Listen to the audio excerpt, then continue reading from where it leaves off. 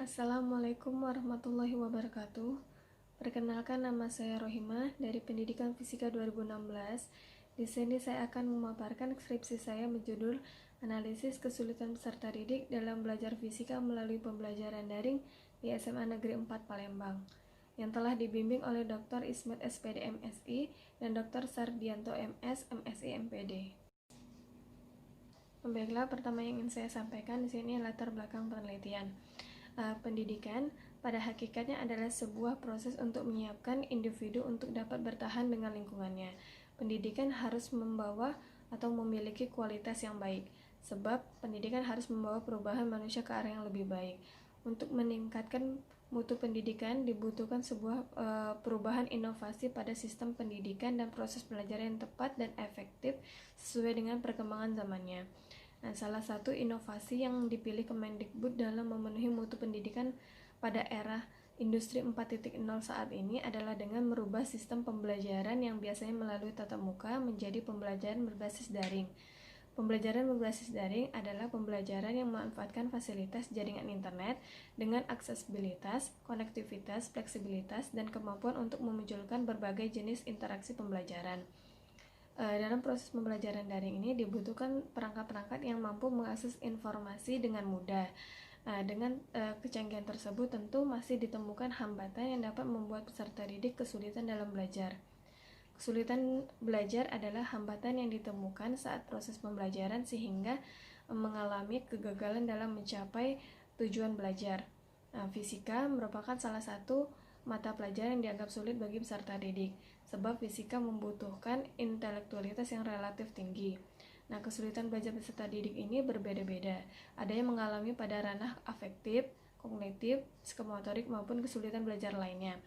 Nah, banyak penelitian yang telah mengkaji kesulitan yang dalam belajar fisika di SMA. Namun, dengan perubahan sistem pembelajaran saat ini, dari pembelajaran tatap muka menjadi pembelajaran daring, sejauh ini belum ada peneliti yang mengkaji kesulitan yang dialami peserta didik dalam belajar fisika melalui pembelajaran daring.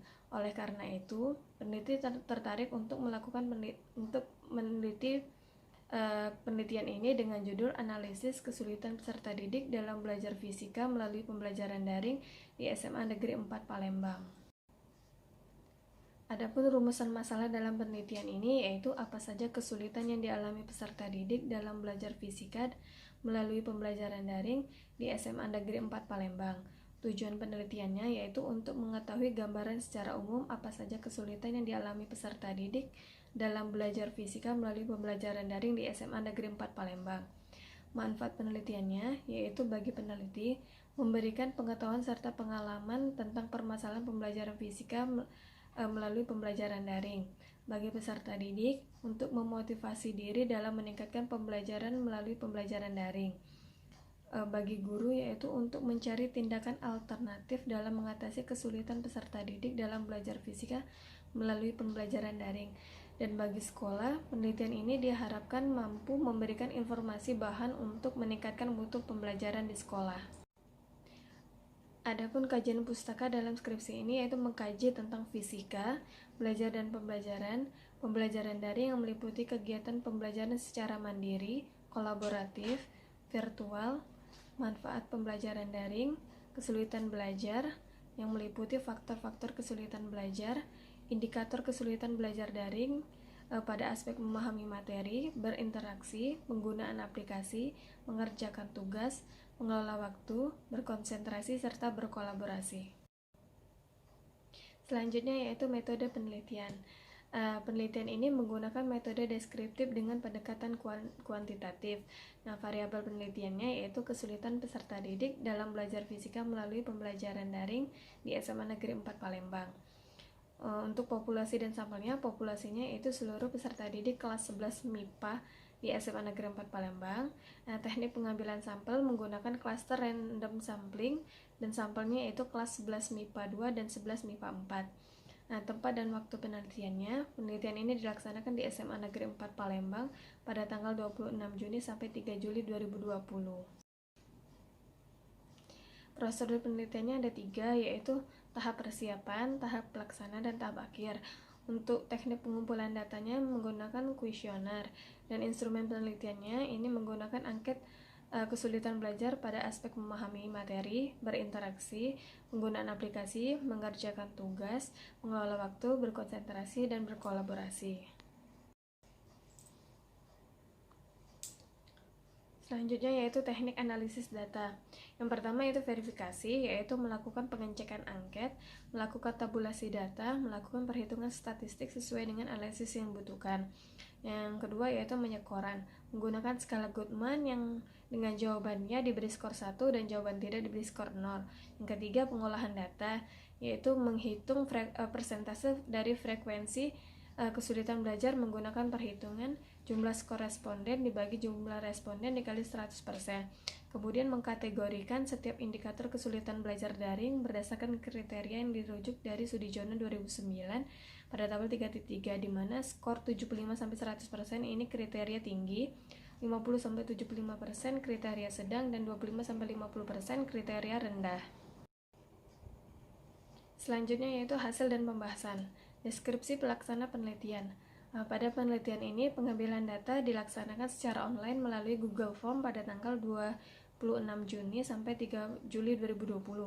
Adapun sampel dalam penelitian ini adalah peserta didik kelas 11 MIPA 2 dan 11 MIPA 4, sebanyak 45 orang.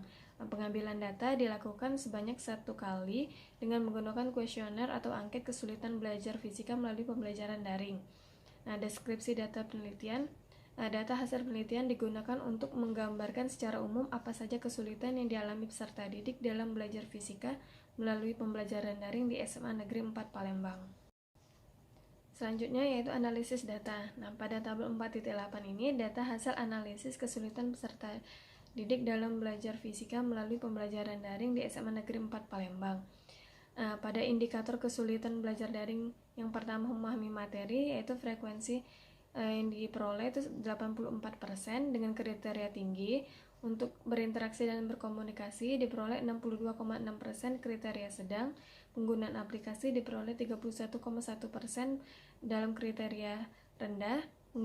Mengerjakan tugas ini diperoleh 57,8% kriteria sedang. Mengelola waktu diperoleh 37,8% dengan kriteria rendah. Berkonsentrasi 57,8% kriteria sedang, dan berkolaborasi 72,2% kriteria sedang. Hasil ini ditunjukkan pada grafik, yaitu pada gambar 4.1 persentase frekuensi setiap indikator kesulitan belajar peserta didik dalam belajar fisika melalui pembelajaran daring di SMA Negeri 4 Palembang. Pada grafik ini menunjukkan bahwa kesulitan tertinggi yang dialami peserta didik dalam belajar fisika melalui pembelajaran daring yaitu terdapat pada aspek memahami materi sebesar 84%, dan yang terendah itu pada penggunaan aplikasi sebesar 31,1%. Selanjutnya yaitu pembahasan. Berdasarkan hasil analisis kesulitan yang dialami peserta didik dalam belajar fisika melalui pembelajaran daring, kesulitan tertinggi ini terdapat pada aspek memahami materi. Hal ini disebabkan karena materi pelajaran yang sifatnya kompleks dan abstrak sulit untuk dipelajari. Beberapa materi yang sifatnya eksperimen dengan adanya pandemi COVID-19 ini, pembelajaran yang dilakukan secara daring dan kegiatan laboratorium secara virtual tidak dilaksanakan, membuat peserta didik juga mengalami kesulitan dalam memahami materi. Adapun faktor penyebab kesulitan ini adalah faktor internal dan eksternal. Faktor internalnya ini meliputi minat dan motivasi, sedangkan faktor eksternalnya berasal dari guru dan keluarga. Selanjutnya yaitu berinteraksi dan berkomunikasi. Pembelajaran daring menjadi hambatan tersendiri dalam berinteraksi dan berkomunikasi, seperti tidak ada interaksi secara virtual dengan maksimal karena keterbatasan waktu. Membutuhkan waktu lain untuk mengajukan pertanyaan kepada guru di luar jam belajar daring secara virtual menjadi kesulitan tersendiri. Kebijakan social and physical distancing menjadikan peserta didik kesulitan untuk berkomunikasi. Hal ini dikarenakan waktu yang dimiliki guru dengan peserta didik berbeda. Kemajuan teknologi dan internet mendorong peserta didik untuk literasi terhadap teknologi, sehingga aktivitas belajar daring dapat berjalan dengan baik, terlihat dari persentase kesulitan penggunaan aplikasi yang rendah. Hal ini dikarenakan sarana dan prasarana belajar mereka terpenuhi, serta berada di lingkungan perkotaan tidak menyulitkan peserta didik untuk memperoleh jaringan yang stabil. Selanjutnya yaitu mengerjakan tugas. Peserta didik mengalami kesulitan dalam mengerjakan tugas. Di antaranya yang paling dominan tidak dapat mengerjakan tugas dengan maksimal karena rentang waktu yang terlalu pendek, hingga tugas yang diberikan terlalu banyak dari pembelajaran tatap muka, sehingga peserta didik merasa tertekan dengan tugas tersebut. Nah, adapun faktor penyebab kesulitan ini yaitu faktor internal yang meliputi minat dan intelijensi, sedangkan faktor eksternalnya berasal dari guru. Belajar secara daring ini memberi keluasan kepada peserta didik untuk mengatur waktu belajar.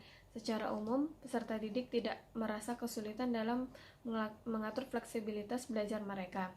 Dibuktikan dengan perolehan persentase indikator kesulitan dalam mengatur waktu yang rendah. Hal ini dikarenakan pembelajaran secara online atau daring lebih bersifat student center, sehingga mampu memunculkan tanggung jawab dan otonomi peserta didik dalam belajar. Selanjutnya yaitu berkonsentrasi. Peserta didik mengalami kesulitan dalam berkonsentrasi yaitu pada fokus terhadap pembelajaran karena kondisi lingkungan yang tidak kondusif.